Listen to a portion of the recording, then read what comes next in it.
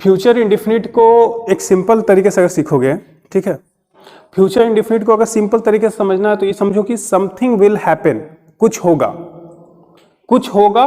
अगर आपको ये कहना है कुछ होगा तो आप यूज कीजिए किसका, फ्यूचर इंडेफिनिट का, ठीक है। देखो क्या लिखा हुआ, we use this tense to talk about future event, है ना। फ्यूचर इवेंट की बात करनी हो तो हम फ्यूचर इंडेफिनिट का इस्तेमाल करते हैं।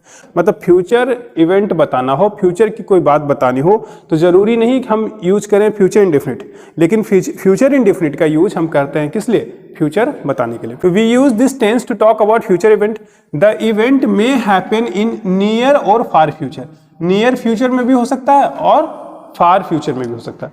नियर फ्यूचर का मतलब क्या होता है, कुछ दिनों में, है ना, महीनों में। फार फ्यूचर मतलब कई सालों में, है ना। You will have everything you need, तुम्हारे पास हर वो चीज होगी जो तुम्हें चाहिए, आज नहीं तो कल होगा, ठीक है, पहला ही। दूसरा, टू मेक ए प्रेडिक्शन और प्रॉमिस, कोई प्रेडिक्शन करना है आपको, प्रेडिक्शन समझते हो, हाँ, काइंड ऑफ भविष्यवाणी, है ना, कि ये होगा। तो प्रेडिक्शन का मतलब ही है कि हम वो कह रहे हैं कुछ, हम कह रहे हैं कि ये फ्यूचर में होगा। जैसे लिखा हो, इट विल रेन टुडे, आज बारिश होगी, है ना। आज का मैच काफी टफ है, कह नहीं सकते, प्रेडिक्ट नहीं कर सकते क्या होगा। मतलब आज प्रेडिक्शन करना बहुत बहुत मुश्किल है कि पता नहीं कौन जीतेगा, है ना। तो ये प्रेडिक्शन आज प्रेडिक्शन मुश्किल है, क्यों, क्योंकि दोनों टीमें क्या है, टक्कर की हैं। तो प्रेडिक्शन मुश्किल है मतलब कि भविष्य में क्या होगा, मतलब आज जो मैच है उसमें क्या होने वाला है ये कहना मुश्किल है। तो कोई भविष्य की बात करनी हो, कोई प्रेडिक्शन करना हो तो हम फ्यूचर इंडेफिनिट का इस्तेमाल करते हैं, ठीक है। और प्रॉमिस, कोई वादा करना हो, कितना आसान है बताओ, कोई वादा करना हो आप फ्यूचर इंडेफिनिट का इस्तेमाल करते हैं, ठीक है। तो वादा हम किसका करते हैं, वादा हम फ्यूचर के लिए तो करते हैं, पास्ट के लिए वादा करते हैं क्या, कोई भी आप वादा कीजिए कुछ भी, इसमें लिखा हुआ I will always help you, मैं हमेशा तुम्हारी मदद करूंगा। तो वादा हो या प्रेडिक्शन हो, ये सब फ्यूचर के लिए तो होता है, ठीक है। तो ये सब जब बताना हो तो कौन सा टेंस इस्तेमाल करेंगे, फ्यूचर। सिंपल आप दिमाग में रखो, समथिंग विल हैपन, कुछ होगा, समथिंग विल हैपन, कुछ होगा, कुछ होगा, टेंस कौन सा है, फ्यूचर इंडेफिनिट। समथिंग हैपेंस, कुछ होता है, प्रेजेंट इंडेफिनिट। समथिंग हैपेंड, कुछ हुआ, पास्ट इंडेफिनिट। कुछ होता है मतलब एक दिन की बात नहीं है, बार बार होता है, ये प्रेजेंट इंडेफिनिट। कुछ हुआ या कुछ हुआ था, एक दिन की बात है, पास्ट इंडेफिनिट, है ना।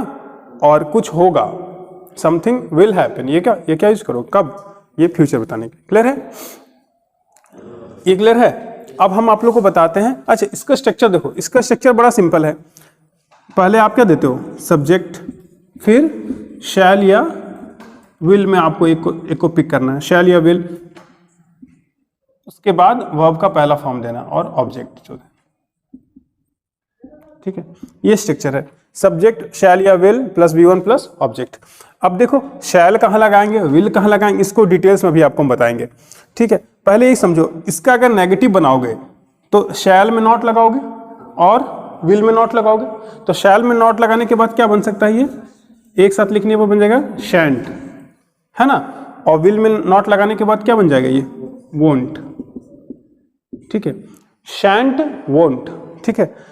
तो I will help you, I won't help you, है ना। आई शैल help you, I शैंट help you. Clear है। अब शैल विल कहाँ लगाओगे ये बता रहे हैं अभी हम, ठीक है।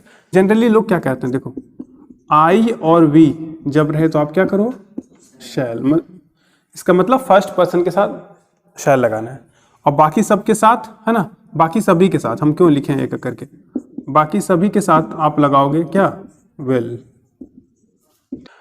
आई वी के साथ शैल, बाकी सभी के साथ विल लगाना है। ये जनरल में देखो, कब ये कब करना है आपको, जब सिर्फ आपको बताना हो फ्यूचर टाइम, आपके सेंटेंस से सिर्फ फ्यूचर पता चले और कुछ नहीं, कि फ्यूचर में होने वाली एक घटना पता चले, तो आप आई वी के साथ शैल लगाना और बाकी सबके साथ विल लगाना। जैसे वह यहां आएगा, ठीक है, एक सिंपल सी बात कह रहे हैं फ्यूचर की, वह यहां आएगा। यहां आएगा से क्या पता चल रहा है, सिर्फ फ्यूचर टाइम, तो सिर्फ फ्यूचर टाइम पता चल रहा है, तो आप इसके हिसाब से बनाइए। तो ही के साथ क्या लगाओगे फिर, विल, तो ही विल कम हियर, मैं वहां जाऊंगा, आई शैल गो देयर। ठीक है, अब इसमें देखो तो फिर हम कहां लगाएंगे, जब तुम लेकिन देखना उल्टा कर देना है, आई और वी के साथ आप लगाना विल और बाकी सभी के साथ शैल। कब? जब सेंटेंस में फ्यूचर टाइम तो पता ही चले, फ्यूचर टाइम तो रहे ही, और इसके बाद क्या क्या पता चले, जैसे कुछ कमांड दिखे कि कोई आदेश टाइप का है, कोई धमकी दिख जाए, थ्रेट, कोई आदेश, कोई धमकी, थ्रेट, या कोई डिटर्मिनेशन,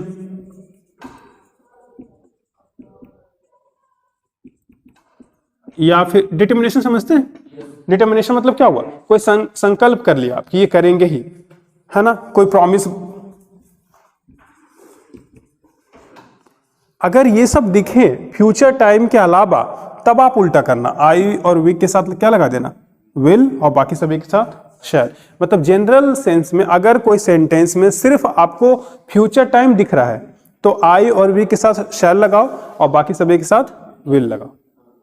लेकिन अगर सेंटेंस में फ्यूचर टाइम के अलावा कोई दिख रहा है कि कोई अपना कोई वादा कर रहा है, कोई संकल्प कर रहा है, कोई, है ना, कोई धमकी दे रहा है, तुम दोबारा उससे नहीं मिलोगे,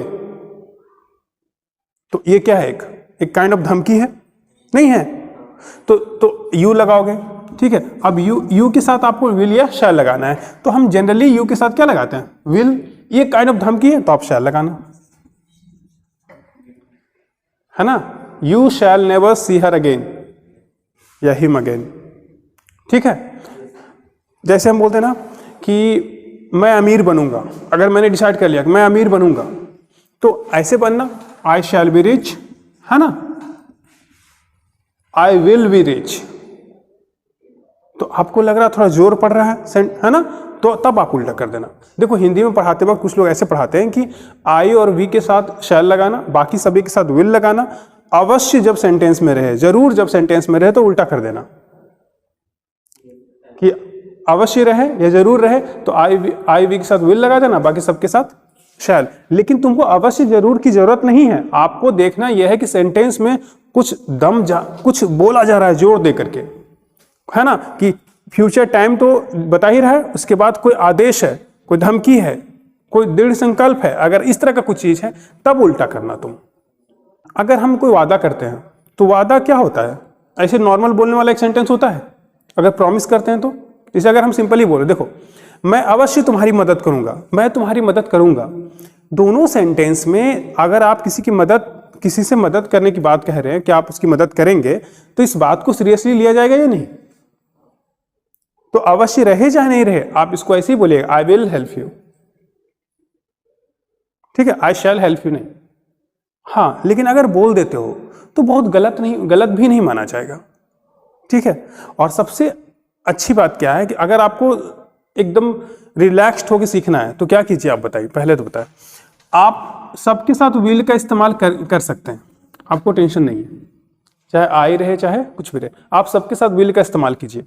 और अगर आप सबके साथ विल का इस्तेमाल करते हैं तो फिर एक चीज और बन जाएगा कि सबके साथ हम विल करें तो फिर कैसे पता चलेगा कि हम कहाँ जोर दे रहे हैं कहाँ नहीं दे रहे। तो आप नए नए वर्ड्स लिख दीजिएगा, उसमें आप वर्ड ऐड कर दीजिएगा। सिंपली आप क्या करो, सभी कोशिश करो कि हर जगह क्या करें, अगर आपको टेंशन नहीं लेना है तो कोशिश करो कि हर जगह विल का यूज कर दें। ठीक है, जैसे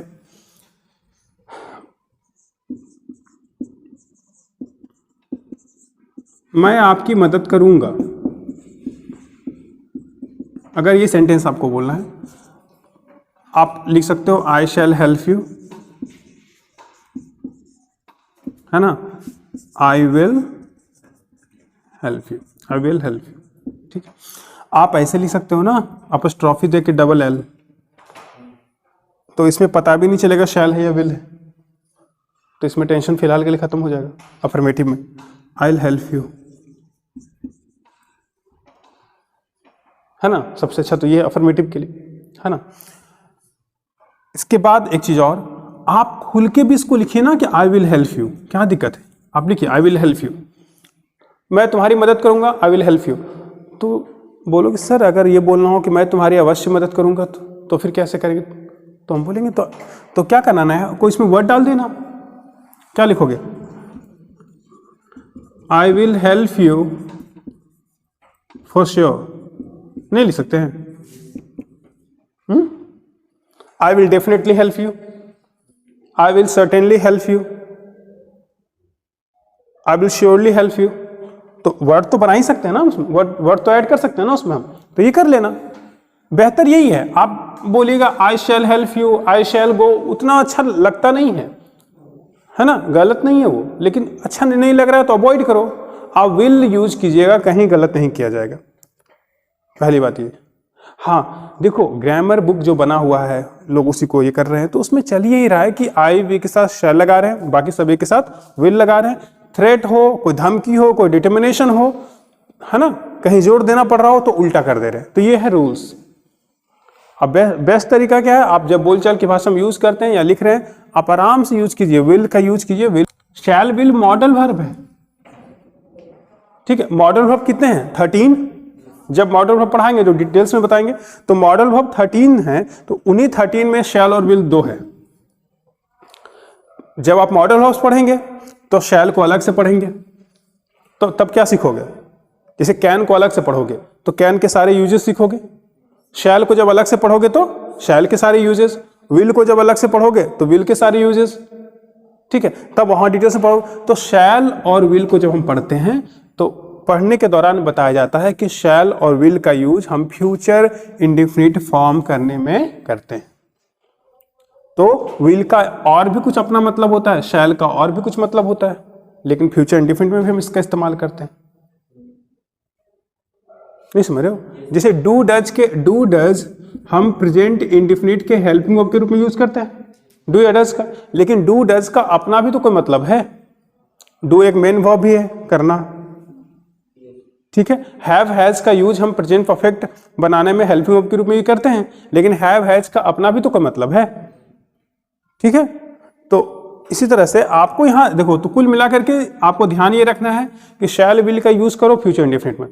और अगर आपको एक ट्रेडिशनली चलना है, एक सिस्टमैटिकली, तो आप क्या करें, आई वी के साथ शैल लगाएं, बाकी सभी के साथ विल लगाएं। और अगर सेंटेंस में कुछ जोर दिया जा रहा हो, सेंटेंस में अगर थ्रेट हो, धमकी हो, है ना, कोई डिटर्मिनेशन हो, दृढ़ संकल्प टाइप का कोई इरादा हो, कोई वादा हो, इस तरह का कोई सेंटेंस हो, और प्लस फ्यूचर बताया जा रहा हो, दोनों का कॉम्बिनेशन हो, तो आई और वी के साथ विल लगा दीजिए, बाकी सबके साथ शैल लगा दीजिए। क्लियर है? अगर उसी के हिसाब से हम चलें तो हम ये कहेंगे देखो, मैं वहां जाऊंगा, आई शैल गो देयर, मैं वहां अवश्य जाऊंगा, आई विल गो देयर। और ऐसे में बोलना हो कि मैं वहां जाऊंगा, हम बोलेंगे आई विल गो देयर। मैं वहां अवश्य जाऊंगा, I will definitely go there, या I will surely go there, I will go there for sure, है ना, समझ में आया? और बाकी स्ट्रक्चर तो सिंपल है।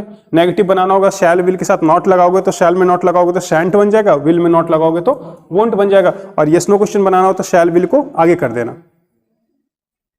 जाओगे नहीं वहां, वोंट यू गो देयर या will you not go there, won't you go there या will you not go there. Clear है? ठीक है, बना लो इसे।